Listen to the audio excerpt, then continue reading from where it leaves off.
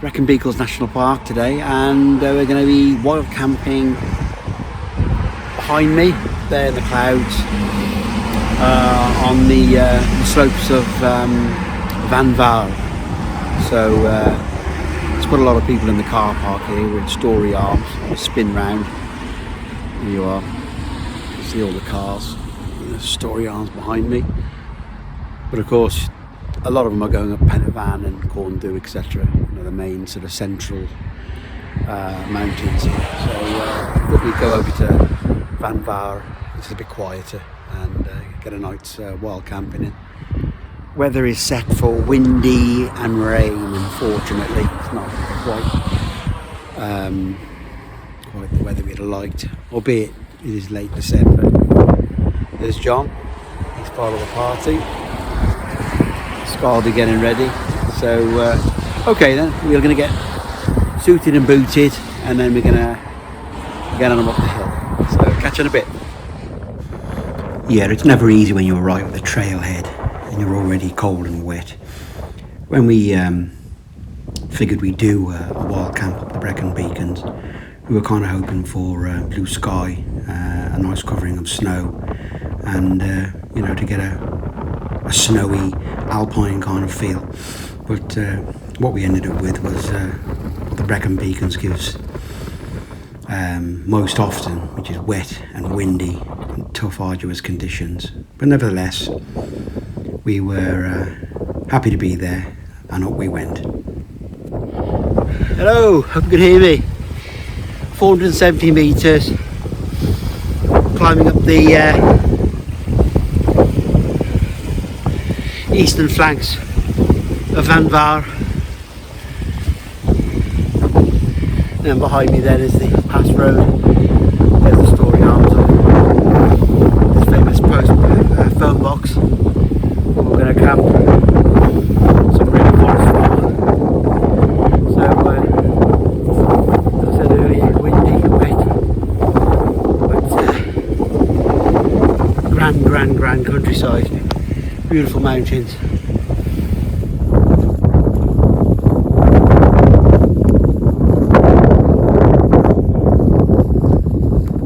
Oh yeah, wow, 576 metres now, so if I remember from memory, it's about 200 metres, they're about short of the summit on Vango. So we'll bag the summit. It'll be the first time I've been this side of the road in many years. Too many to count, 30 plus years. So, I mean, to be honest, it isn't too bad. I mean, you know, you head in the clouds, the cloud base is about 2,000 feet, so we're there now, aren't we? So you're going to get wet, you're going to get drizzle, you know. We've got gusts coming in from the west to west and south, so it's through the pass really. So it makes it seem maybe that it is. But, you know, I've known it worse up here, you know, let's be honest. For late December, it's pretty damn good weather really. It's very mild. I mean, it's probably only going to drop to, you know, we'll get a little camp in, but it won't go anywhere near zero. You know, it's just the gusty wind, we've got to be careful. Pitching that tent, you know, tail into the wind to give us a secure night's sleep. But that's all good. So 3 of us in the party. We've got John, who's just gone over the brow there. I was going to catch up with him in a bit, and then down there somewhere is Skye, there she is. So something on the phone. Got to be done, I suppose. But no, all good. Yeah, it's going okay. It's a good old pull up Vango. It really is. It's very boggy underfoot. To be expected. It's been raining for about a week, so there we are. Okay then, I've had me breathing now, so I'll push on and do a little bit more, gain a little bit more elevation. So take care, see you in a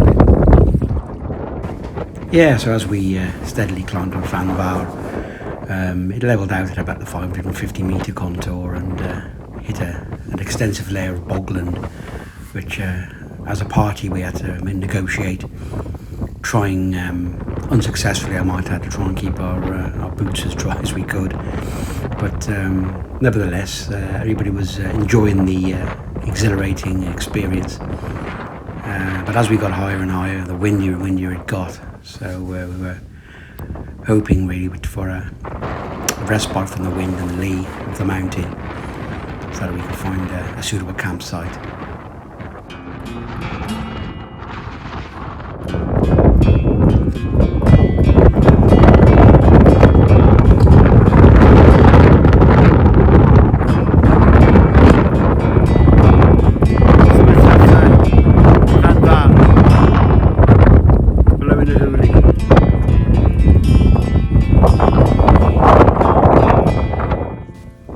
We were all really chuffed with summiting Van Fawr.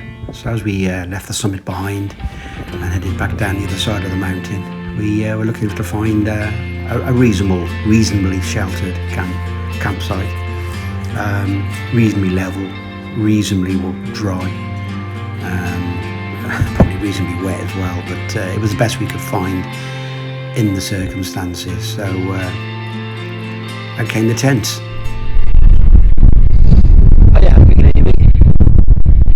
We just pitched about 620 metres on the sort of western flanks of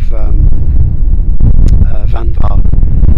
So Force 10 again, me and Skye are in there, and John's in his Vango Banshee, which is I think it's second time out or third time out for the Banshee, solid mountain tent that is. But the views are coming and going. We're kind of at cloud base. It's pretty breezy. We are in the lee of the mountain, so it's so bad. So great. Okay then. So I'll see you a little bit.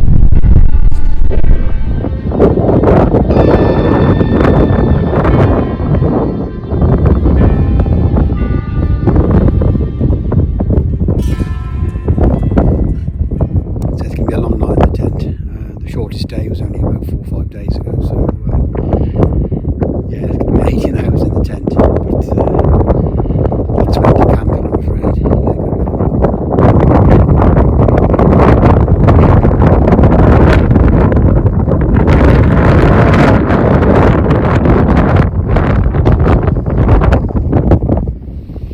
Oh yeah, wow, just taking in the views as they come and go.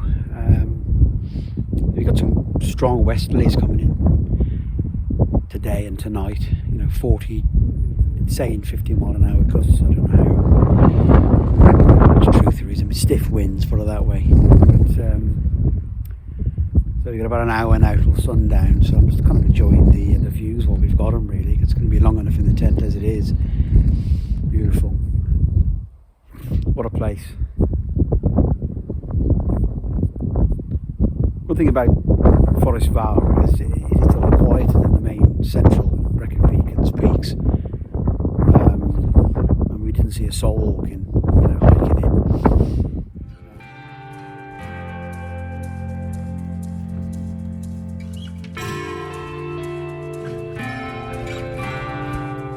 Hi guys, just had a nice warm coffee. It was very pleasant. It's just gone 4 o'clock in the afternoon and the sun is about to drop. It goes down about 4:10, I think. So 10 minutes grace and it'll be dark. But so what I'm going to do is have me evening meal. It's almost like dinner really though, isn't it? It's going to be one of these I got from Decathlon, and it's pasta bolognese dehydrated. So I'll give it a go. Basically, I haven't tried this one before, so it's interesting to see what it tastes like. So okay then, I'll crack on with that then and get back to you in a little bit after I've made the food. So catch you in a bit.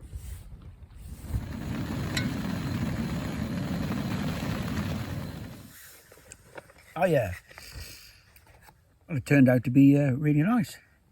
Pasta bolognese, or pasta beef bolognese, call it what you will, from Decathlon. Very good, tastes all right. I recommend. And super easy to do as well, because all you got to do is add the boiling water, wait 8 minutes. So it's not a difficult meal on a mountainside, and again light as a feather. So yeah, spot on decathlon. Well done.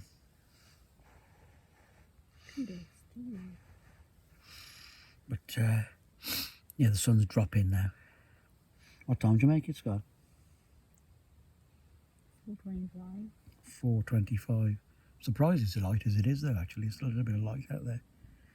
That low cloud must be sort of, you know, diffusing what little light there is left. So I'll let you have a look outside in a sec. I'll just eat this and show you what it's like as the sun sets. So I'll bring you back in a bit. Take care.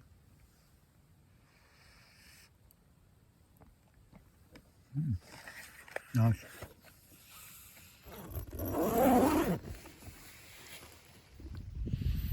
Hi guys.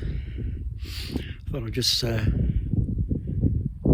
for a last short wander outside the tent before calling it a do. It's 1 minute to 5. So it's going to be a long night, but be okay. Snuggled up in the old sleeping bag, so it should be good. But yeah, tea was nice. I enjoyed. That was good. I enjoyed that. A couple of coffees. So yeah, just about closing the tent down now. A bit of camp admin, and then night we go. And take it from there. The campers. I'd be surprised if there was actually on Van Fawr. It's yeah, relatively remote.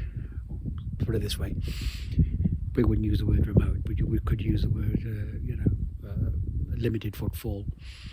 So yeah, you do get that sort of feeling of remoteness up over here. But yeah, all good. Okay then guys, I'll have my last wander then, and then I'll get back in the tent, swear away, and then I'll say good night at that point then. So see you in a bit. Hi guys, all camp admin's been done, so time to turn in I think now, or try to anyway. It's 5:30. As you can hear, the wind's blowing, but not too bad to be honest. For 630 odd meters, it's pretty low key to be honest. We are in the lee of the mountain though, so it's not too bad, and the temperature's okay as well. Again, we're midwinter, late December, can't grumble. All right then, so take care then guys, and I'll see you in the morning. Good night then. Morning guys. Well, a long night in the canvas. It's like 7:20 in the morning, and the sun still hasn't showed its head yet, showed his face.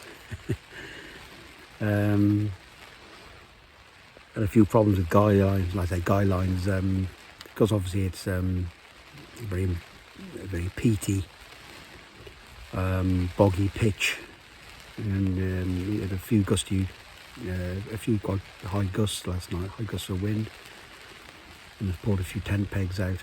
As a consequence, the fly to my right has unfortunately touched the inner. And of course, we all know what that means. So we've got a few leaks. But yeah, it just shows really, probably worth investing in some soft ground pegs really. Even if you just carry 3 or 4, make a difference. Would have made a difference last night. But anyway, yeah, there we are. So I'm going to crack on now, get some breakfast done and a coffee, and I think then it'll be a case of packing then and getting off the hill as quick as we can, get down, and then take it from there really. You know, the rain doesn't seem to be easing at all. It's strange really, because it was quite dry for most of the night, and then 4 or 5 hours ago it started, and it kind of hasn't stopped. So there we are. But there we go. Okay then, I'll get a coffee on and catch you later. Okay, take care. Bye. Oh yeah. Okay then, I've had my coffee, so it's time for me porridge now. So I'll get this breakfast down me, and then we'll basically gather. There's a lot of wet kit today. Got to those 10 pigs pulling and the water ingress. We've some of it just gonna have to be just dragged outside, thrown in the bag wet, because it makes no difference whether you roll it or properly and put it in the compression sack or not really. So just about clearing the tent out really so that we can drop it and get down the hill. So right, I'll get this polished down the neck and then we'll get the tent dropped. So I'll catch you in a bit.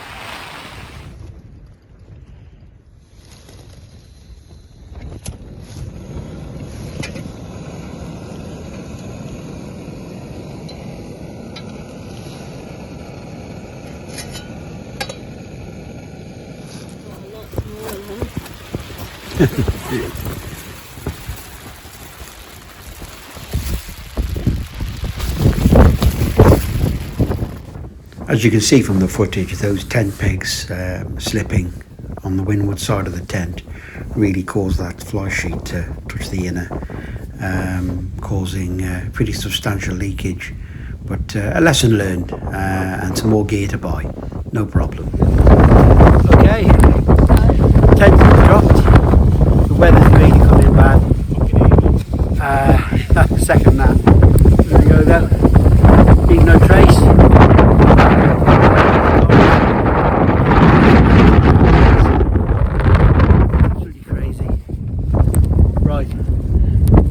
Get a bit lower. That's the there. Take care, bye.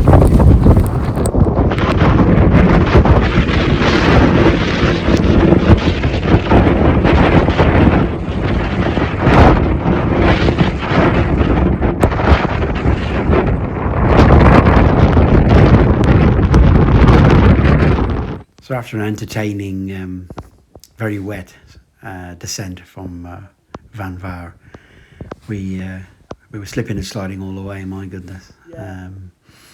The paths were streams and off the path was bogland, but all good fun, really was.